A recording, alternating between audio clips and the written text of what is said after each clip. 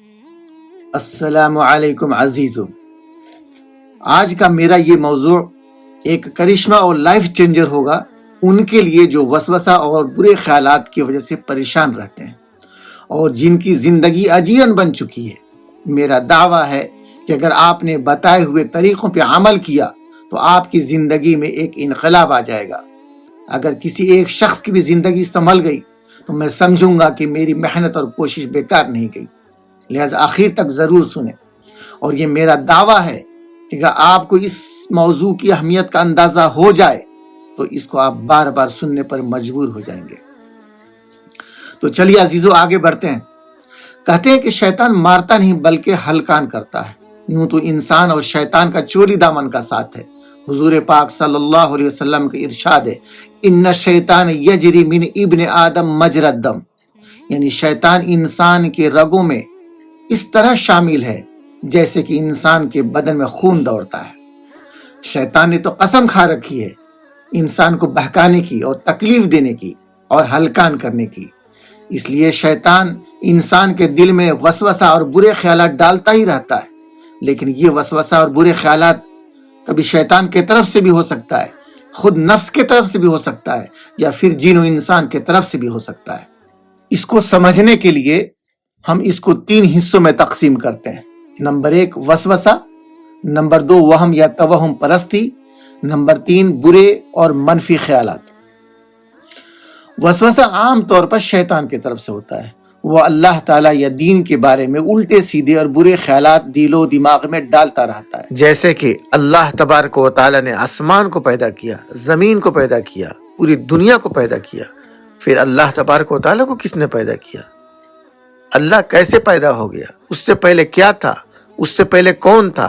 اس قسم کے بہت سارے سوالات ذہن میں ڈالتا رہتا ہے، جس کی وجہ سے انسان پریشان ہو جاتا ہے اور سوچنے لگتا ہے کہ اس کی وجہ سے وہ گنہگار تو نہیں ہو گیا، یا پھر نعوذ باللہ اسلام سے خارج تو نہیں ہو گیا۔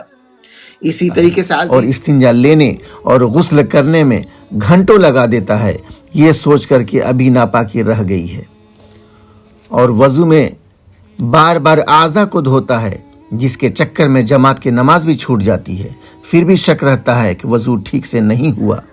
یہ سب شیطان کے حیلے اور چال ہیں۔ شیطان انسان کے دماغ سے کھیلنے لگتا ہے۔ تو میرے عزیزو، ایسے وسوسے اور برے خیال سے بالکل گھبرانے اور پریشان ہونے کی ضرورت نہیں، اور ایسے وسوسے سے انسان گنہگار نہیں ہوتا ہے اور نہ ہی اس پر کوئی مواخذہ ہے، جب تک کہ اس پہ عمل نہ کرے۔ اور وضو میں ہر عضو کو 3 بار ہی دھوئیں، اس سے زیادہ نہیں، کیونکہ اس میں پانی اور وقت دونوں کی بربادی ہے اور سنت کی خلاف ورزی بھی، لہذا وسوسہ کی طرف بالکل بھی دھیان نہ دیں۔ سمجھ لیجئے کہ یہ بھوت ہے، پلٹے کی دبوچا۔ ہرن شیر سے زیادہ تیز دوڑتا ہے، پھر بھی شیر ہرن کا شکار کر لیتا ہے، کیونکہ ہرن بار بار پیچھے مڑ کر دیکھتا ہے کہ شیر کہاں تک پہنچا، اور پھر شیر کے چنگل میں پھنس جاتا ہے۔ لہٰذا آپ بھی دھیان نہ دیں اور وسوسہ اور شک کو یقین کی چھری سے ذبح کر دیں اور آگے بڑھ جائیں۔ اب چلتے ہیں دوسرے حصے کی طرف، وہم یا توہم پرستی۔ توہم پرستی کہتے ہیں کسی بھی پرانی نحوست اور ڈراؤنی روایت اور عقیدہ پہ یقین رکھنا، جیسے کالی بلی کے راستہ کاٹنے کی وجہ سے سفر سے رک جانا یا راستہ بدل دینا۔ یونانی لوگ کالی بلی کو شیطان کا اوتار سمجھتے تھے اور سوچتے تھے کبھی اس سے آگے جانا خطرے سے خالی نہیں، اس لیے وہ سفر سے رک جاتے تھے۔ یا پھر شیشے کا گر کر ٹوٹ جانا، یا پھر 13 تاریخ کو منحوس سمجھنا، یا پھر مستقبل کے کسی انہونی واقعہ یا حادثہ کا خیال آتے ہی ڈر جانا اور اس کام سے رک جانا اور اس سے برا شگون لینا، یہ سب توہم پرستی میں داخل ہے۔ ہماری شریعت کا ان باتوں سے کوئی لینا دینا نہیں۔ ہماری شریعت ان باتوں کی نفی کرتی ہے کہ یہ سب ایام جاہلیت میں سے ہے۔ اس کے علاوہ سائنس سے بھی ان کی صحت کا کوئی ثبوت نہیں ملتا۔ عزیزو، اب بڑھتے ہیں تیسرے حصہ کی طرف، یعنی دماغ میں برے خیالات اور منفی سوچ کا آنا۔ ایک تحقیق کے مطابق ایک دن میں تقریباً 50 سے 60 ہزار خیالات انسان کے دماغ میں آتے ہیں، جن میں تقریباً 70% منفی اور برے خیالات ہوتے ہیں، اب وہ چاہے ماضی کا غم ہو یا پھر مستقبل کا خوف۔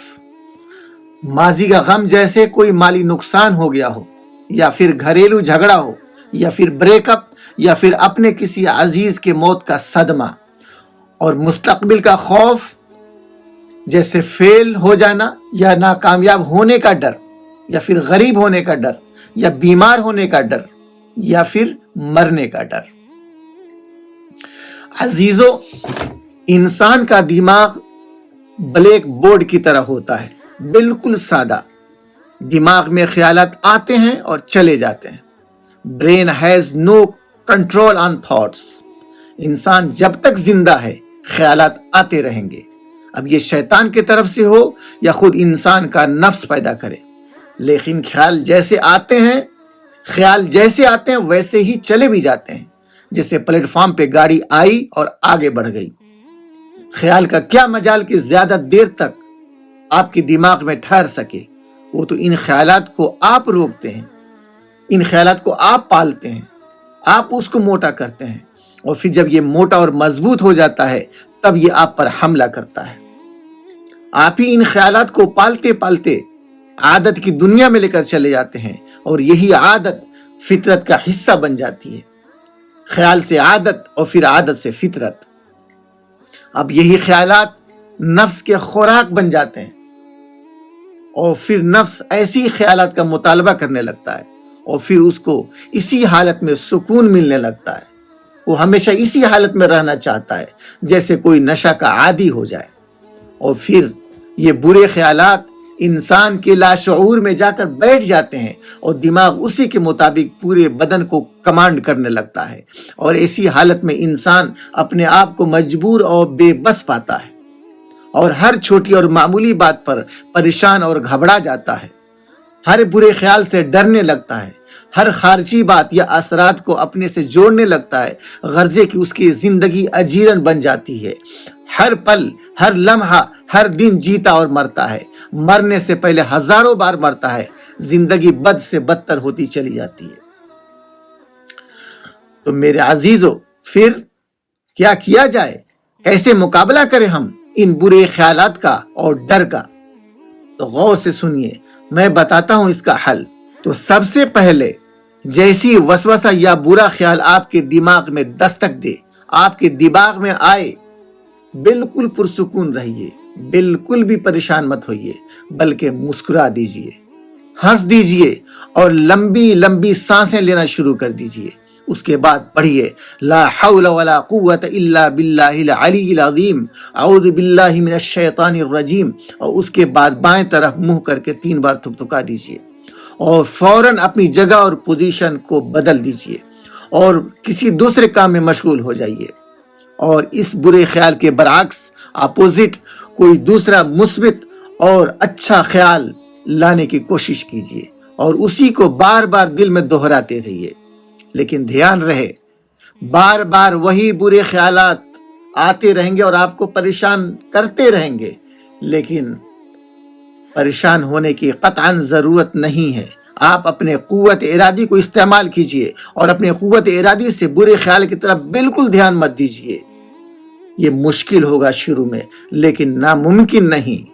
کسی بھی خیال کا یہ مجال نہیں کہ 5 سے 10 منٹ تک یا اس سے زیادہ آپ کے دماغ میں ٹھہر سکے، جب تک کہ آپ خود اس کی طرف توجہ نہ دیں۔ عزیزو، اس کے بعد آپ کو ایک اور مشق بتاتا ہوں جو آپ کو روزانہ صبح اور رات کو سونے سے پہلے کرنا ہے۔